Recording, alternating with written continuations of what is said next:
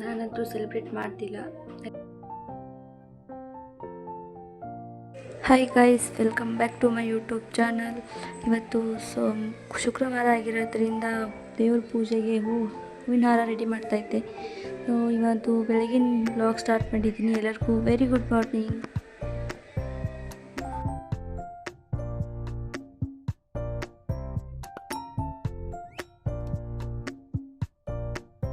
So ಇವಾಗ ನಾನು ನಮ್ಮ ಲೂಸಿನ ಕರ್ಕೊಂಡು ನುಗ್ಗೆಕಾಯಿ ಹರ್ಕೊಂಡು ಬರೋಕ್ಕೆ ಹೋಗ್ತಾ ಇದ್ದೀನಿ.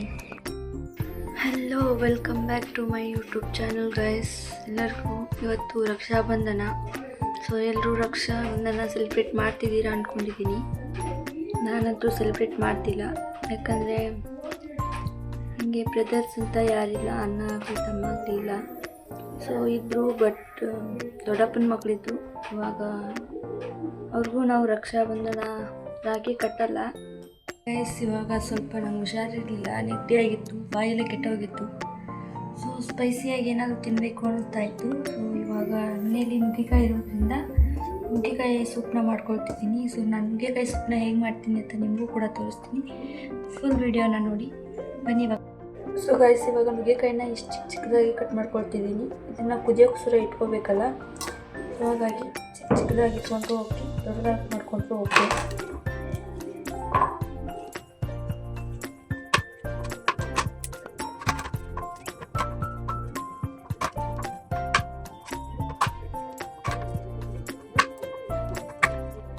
ನಾನು ಸೂಪ್ ಮಾಡೋಕ್ಕೆ ನುಗ್ಗೆಕಾಯಿ ತೊಗೊಂಡಿದ್ದೀನಿ, ಒಂದು 2 ಟೊಮೆಟೊ ಇಟ್ಕೊಂಡಿದ್ದೀನಿ, ಒಂದು ಮೀಡಿಯಮ್ ಸೈಜ್ ಈರುಳ್ಳಿ ತೊಗೊಂಡಿದ್ದೀನಿ.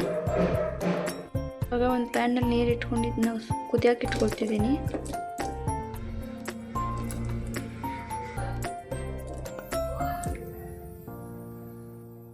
ಸ್ವಲ್ಪ ಅರಿಶಿನ ಪುಡಿ ಹಾಕೊಂಡ್ಬಿಡ್ತೀನಿ. ಸೊ ಇದರಲ್ಲಿ ಇವಾಗ ಈರುಳ್ಳಿ, ಟೊಮೆಟೊ, ನುಗ್ಗೆಕಾಯಿ, ಅರಿಶಿನ ಪುಡಿ ಹಾಕಿ ಇದನ್ನು ಫುಲ್ಲು ನೈಸಾಗಿ ರುಬ್ಬೋ ಥರ ಕುದಿಸ್ಕೊಳ್ಬೇಕು. ಇವಾಗ ಸೋಪ್ ಸೈಡಲ್ಲಿ ಕುದಿಯೋಕ್ಕೆ ಇಟ್ಟಿದ್ದೀನಿ. ಇವಾಗ ಮಧ್ಯಾಹ್ನದ ಊಟಕ್ಕೆ ರೆಡಿ ಮಾಡ್ಕೊಂಡಿದ್ದೀನಿ. ಮಧ್ಯಾಹ್ನದ ಊಟಕ್ಕೆ ನುಗ್ಗೆಕಾಯಿ ಸಾಂಬಾರು, ಚಪಾತಿ ರೈಸ್ ಮಾಡೋಣ ಅಂತ ಅಂದ್ಕೊಂಡಿದ್ದೀನಿ. ಸೊ ಇವಾಗ ಬೇಳೆ ಕುಟ್ಕೋಣ.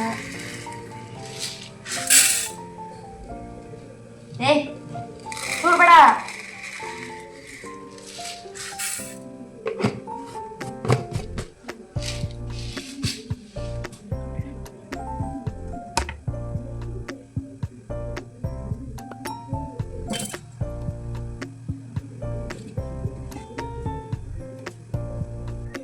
ಸೊ ಮಧ್ಯಾಹ್ನ ಊಟಕ್ಕೆ ನುಗ್ಗೆಕಾಯಿ ಸಾಂಬಾರಿಗೆ ಅದರಲ್ಲಿ ಬೇಳೆ, ಟೊಮೆಟೊ ಹಾಕಿಟ್ಟು ಕುದಿಯಕ್ಕಿಡ್ತೀನಿ.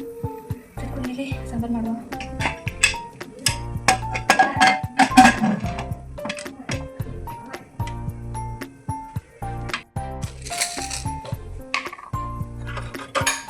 ಮಾಮ ಎಷ್ಟೊತ್ತಿಗೆ ಬರ್ತಾನೆ?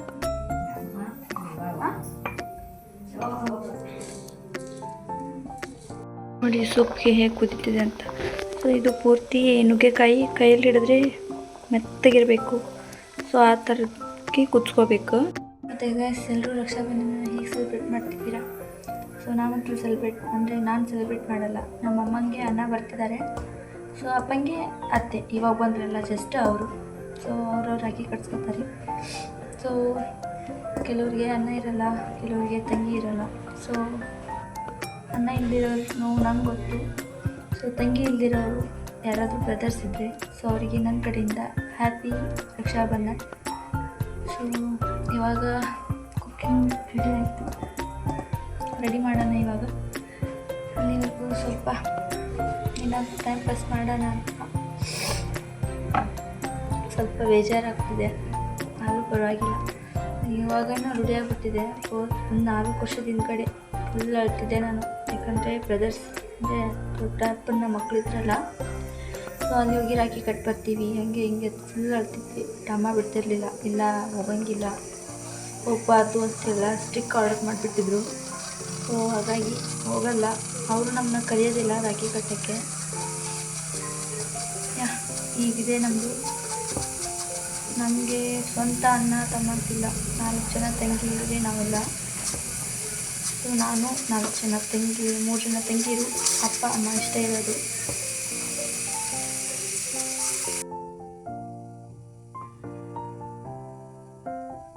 ಗೈಸ್ ಇವಾಗ ಇದೆಲ್ಲ ಕುದ್ದಿದ್ದಾವೆ. ಇವಾಗ ನೋಡಿ ಈ ಥರ ಹೊಡೆದ್ರೆ ಹೊಡೆದ್ಬಿಡ್ಬೇಕಾಯ್ತಾ. ಸೊ ಇವಾಗ ಇದನ್ನು ಗ್ರೈಂಡ್ ಮಾಡ್ಕೊಳ್ಳೋಣ ಮಿಕ್ಸಿಗೆ ಹಾಕ್ಕೊಂಡು.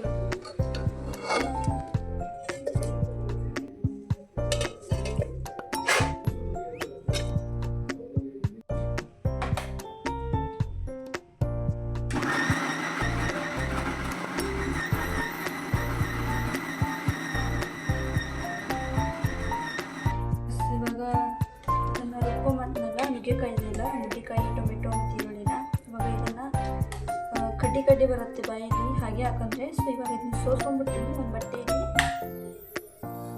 ಬಟ್ಟೆಯಿಂದ ಸೋಸ್ಕೊಂಡ್ಬಿಡ್ತೀನಿ.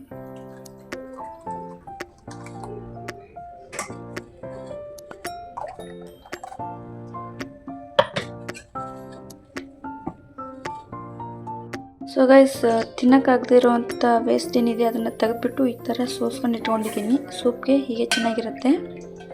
ಎಲ್ಲ ಗ್ರೈಂಡ್ ಮಾಡ್ಕೊಂಡು ಇಟ್ಕೊಂಡಿದ್ನಲ್ಲ, ಸೊ ಇವಾಗ ಅದನ್ನು ಕುದಿಸ್ಬೇಕು.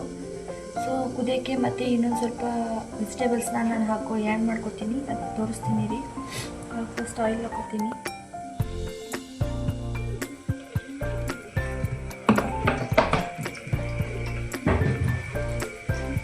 ನೀವು ಜೀರಿಗೆನ ನಾನು ಎಣ್ಣೆಯಲ್ಲಿ ಹಾಕ್ಕೊಳ್ತೀನಿ, ನೀವು ಜೀರಿಗೆನ ಗ್ರೈಂಡ್ ಮಾಡ್ಕೊಟ್ಟಿರ್ತೀವಲ್ಲ, ಸೊ ಅದರಲ್ಲಿ ನೀವು ಹಾಕ್ಕೋಬೋದು.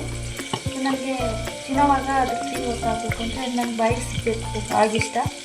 ಸೊ ಹಂಗಾಗಿ ನಾನು ಇದರಲ್ಲಿ ಹಾಕ್ಕೊಳ್ತೀನಿ ಆಯಿಲಲ್ಲಿ. ನೀವು ಬೇಕಾದ್ರೆ ಗ್ರೈಂಡ್ ಮಾಡಿ ಹಾಕ್ಕೊಬೋದು, ಸ್ವಲ್ಪ ಜಾಸ್ತಿನೇ ಹಾಕ್ಕೊಳ್ತೀನಿ ಜೀರಿಗೆನ.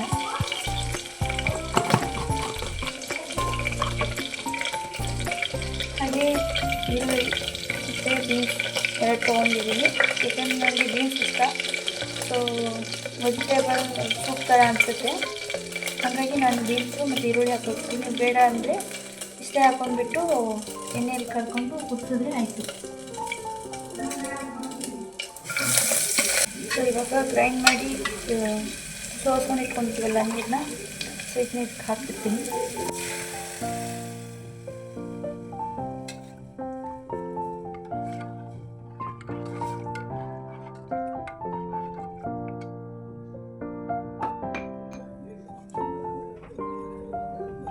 ಹಾಗೆ ಸೂಪ್ಗೆ ಕಾಳು ಮೆಣಸು ಪುಡಿ ಹಾಕಿದ್ರೆ ತುಂಬಾ ಟೇಸ್ಟಿಯಾಗಿರುತ್ತೆ. ಸೊ ಕಾಳು ಮೆಣಸು ಪುಡಿ ಹಾಕ್ತೀನಿ.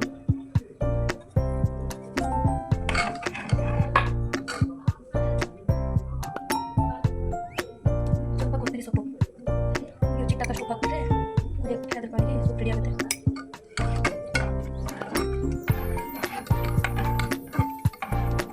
ಗೈಸ್ ಇವಾಗ ಸೂಪ್ ರೆಡಿ ಆಯಿತು.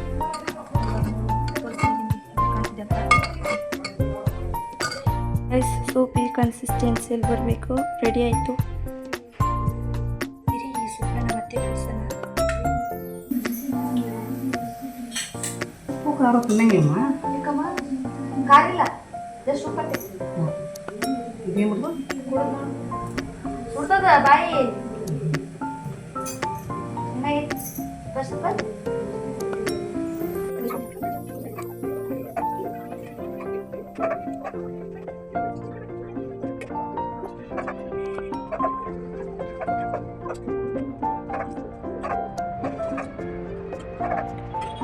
ಇವಾಗ ಸೂಪ್ ನಡೀತಾಯಿತ್ತು, ಕುಡಿಸ್ತಾಯಿತ್ತು. ಇವಾಗ ನುಗ್ಗೆಕಾಯಿ ಸಾಂಬಾರು ಮಾಡೋಣ. ನುಗ್ಗೆಕಾಯಿ ಸಾಂಬಾರಿಗೆ ನಾನು ಏನು ತಗೋತೀನಿ ಅಂದರೆ ನುಗ್ಗೆಕಾಯಿ, ಬೆಳ್ಳುಳ್ಳಿ, ಟೊಮೆಟೊ, ಆಮೇಲೆ ಇದನ್ನ ಕುತ್ಕೊಂಡಿದ್ನಲ್ಲ ಬೇಳೆ ಅದಾದಮೇಲೆ ಕರಿಬೇವು.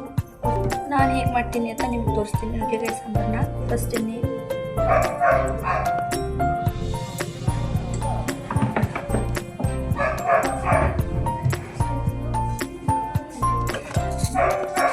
ಜೀರಿಗೆ,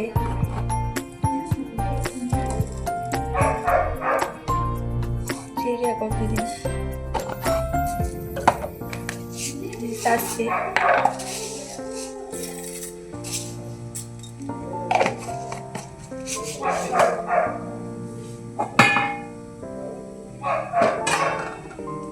ಕುಟ್ಟಿಟ್ಕೊಂಡಿರೋ ಬೆಳ್ಳುಳ್ಳಿ,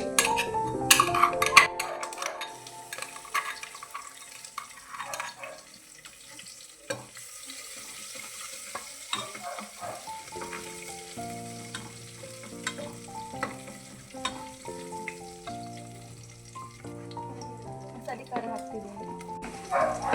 ನಮ್ಮ ಕಡೆ ಖಾರ ಜಾಸ್ತಿ ತಿನ್ನೋದು, ಇಷ್ಟು ಖಾರ ಹಾಕ್ತಿರೋದು.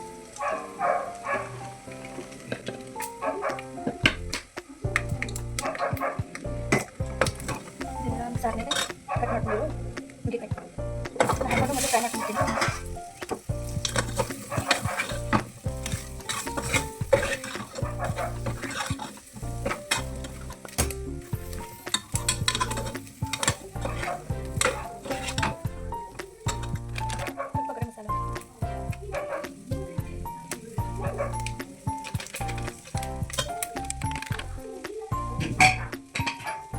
ಅದಾದಮೇಲೆ ಕುದಿಕೊಂಡಿದ್ದಲ್ಲ ಬೇಳೆ ಅದನ್ನ ಹಾಕ್ಕೊಳ್ತೀನಿ.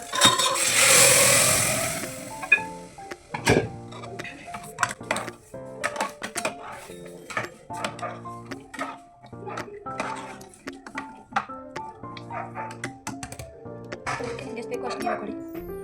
ಸಾಂಬಾರು ಕನ್ಸಿಸ್ಟೆನ್ಸಿ ಎಷ್ಟಿದೆ ಅಷ್ಟು.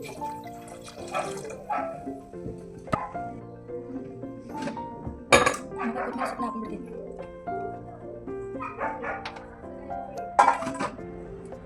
ಫಸ್ಟು ಉಪ್ಪು,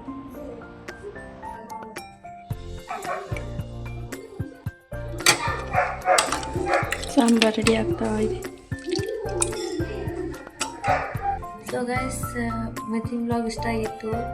ಸೊ ನಮ್ಮ ಮಾವ ಬರ್ತಾರೆ, ಅಮ್ಮ ರಾಖಿ ಕಟ್ಟೋದನ್ನ ಈ ವ್ಲಾಗಲ್ಲಿ ತೋರಿಸ್ಬೇಕು ಅಂದ್ಕೊಂಡಿದ್ದೆ. ಅನ್ಫಾರ್ಚುನೇಟ್ಲಿ ಅವ್ರು ಬರಲಿಲ್ಲ. ಸೊ ಹಾಗಾಗಿ ಸಾರಿ, ತೋರ್ಸೋಕ್ಕಾಗಲಿಲ್ಲ. ಸೊ ಇವತ್ತು ನಮ್ಮ ಮನೆಯಲ್ಲಿ ರಾಖಿ ಹಬ್ಬನ ಸೆಲೆಬ್ರೇಟ್ ಮಾಡಲಿಲ್ಲ ಗೈಸ್.